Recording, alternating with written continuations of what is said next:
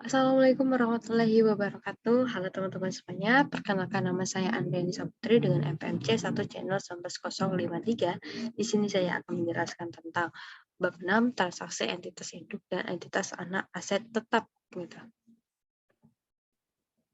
Relasi tetap. Nah, transaksi antara entitas induk dan entitas anak ya.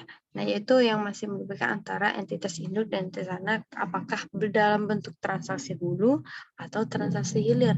Nah, maka pembagian transaksi ya di bab ini ya ada pertama itu transaksi hulu dan transaksi hilir. Terus yang terakhir itu aset tetap ini dibagi menjadi dua jenis, yaitu pertama aset tetap yang mengalami penyusutan dan aset tetap yang tidak mengalami penyusutan. Nah, untuk pengelompokan yang terkait dengan penjualan aset tetap yang tidak disukai misalnya tanah gitu. Kenapa tanah tidak mengalami penyusutan? Karena setiap tahunnya harga tanah itu bakalan meningkat gitu ya. Jadi nggak mengalami penyusutan. Itu juga salah satu alasan kenapa dia nggak disusutkan ya. Lalu kita lanjut yang pertama itu transaksi penjualan aset tetap. Ketika dua entitas sudah bergabung menjadi suatu entitas yang satu, kesatuan entitas usaha, maka antara entitas itu akan terjadi transaksi-transaksi. Nah, baik itu hulu maupun hilir ya. Contohnya itu transaksi penjualan aset tetap.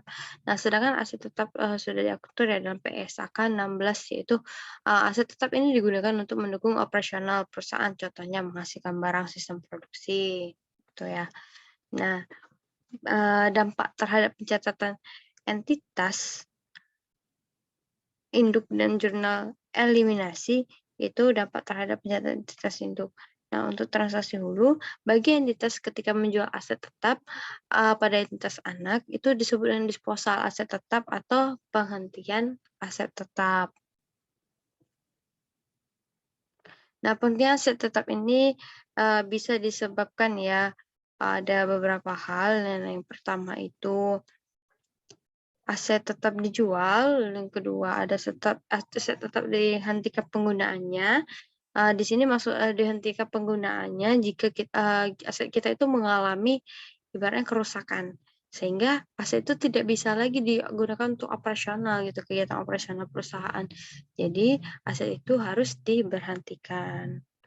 Dan yang ketiga itu aset tetap dihentikan karena ditukar. Nah, seringnya terjadi transaksi, kita penukaran aset gitu ya kepada orang lain gitu, kita tukar, barter. Nah, di sini artinya aset tetap diserahkan kepada pihak lain sehingga pencatatan entitas induk tersebut dihapuskan. Nah, bagi entitas anak ketika membeli aset tetap dari entitas induk disebut entitas memperoleh aset tetap. Oke, itu ya. Lalu yang kedua, ada dampak terhadap jumlah eliminasi.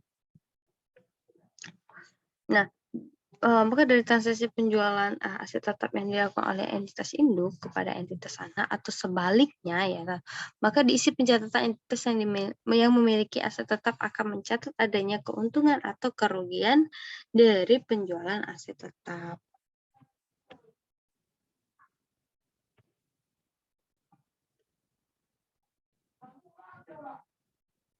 Nah, untuk menentukan atau kerugian dari penjualan aset tetap itu berbeda dengan penjualan persediaan ya. Nah, aset tetap keuntungan atau kerugian akan dihitung dengan menghitung selisih atau membandingkan antara harga jual aset tetap dengan nilai tercatat atau nilai buku dari aset tetap tersebut. Nah, ini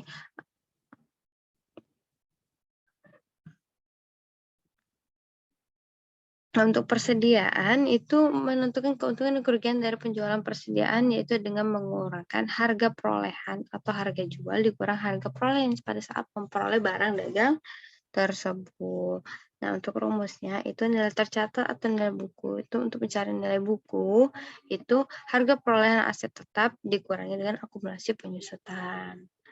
Nah, akumulasi penyusutan itu sama dengan itu ya, akumulasi dari semua beban-beban penyusutan yang sudah diperhitungkan selama aset tetap itu dimanfaatkan. Jadi dihitung berapa, misalnya setiap tahunan kita menggunakan metode garis lurus tiap tahunan bakalan sama gitu.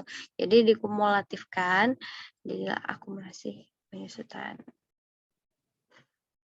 Oke, ini ya, jika harga jual lebih tinggi dibanding dengan harga buku, harga buku ya pada saat tanggal penjualan, maka akan diakui keuntungan dari penjualan aset tetap. Sebaliknya ya, jika nilai buku dan aset tetap pada saat menjual, dibandingkan harga jual, maka ini buku itu lebih tinggi gitu, dibandingkan harga jual, maka akan diakui sebagai kerugian.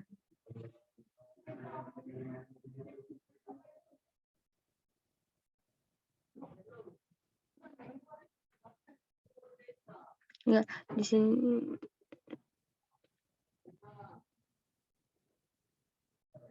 oke, lanjut.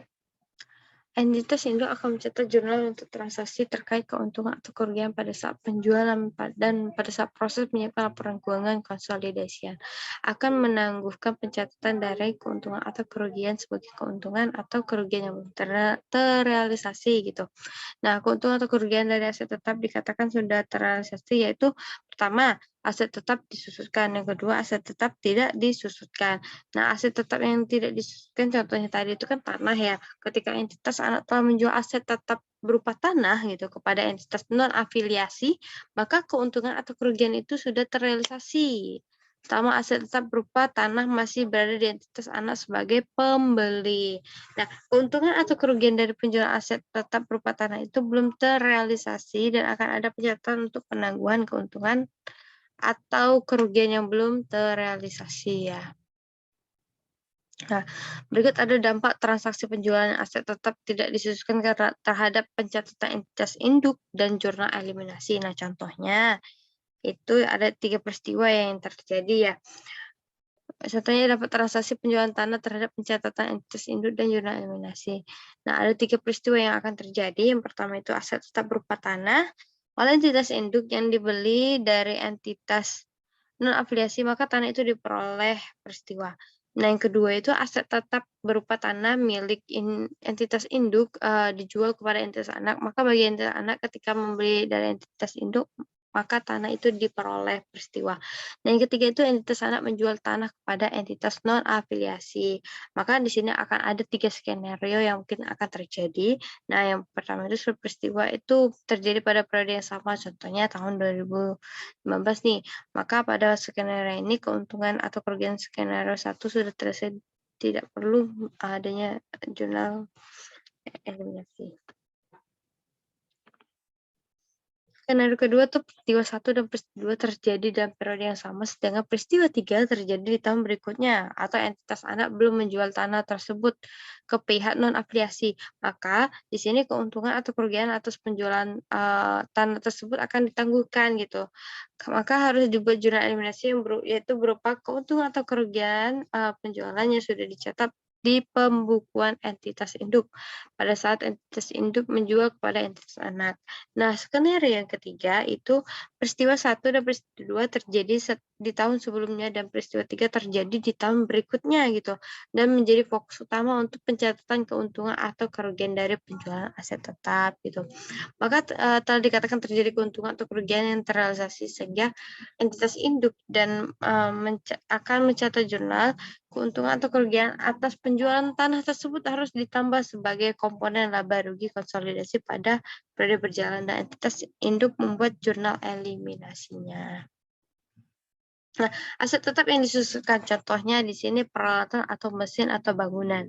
Nah, ketika menjual peralatan ke entitas anak, misalnya tanggal 1 Januari, kemudian selama tahun 2019 entitas induk sudah memanfaatkan aset tetap peralatan itu selama 1 tahun ya.